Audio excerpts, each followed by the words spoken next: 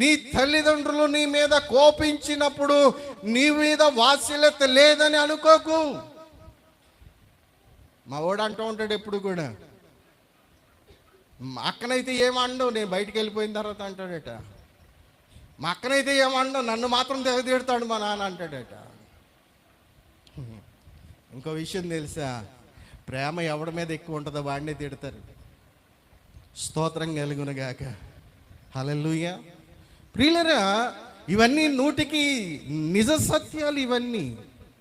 కనుక దేవుని పిల్లలైనటువంటి మనము కూడా మన తండ్రి పరమ తండ్రి పరలోకమందున్నాడు.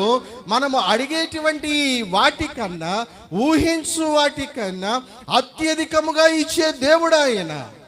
నీవు దేని గురించి అడగాలి, దేని గురించి అడగాలి మనం చెప్పుకున్నాం పోయిన వారంలో.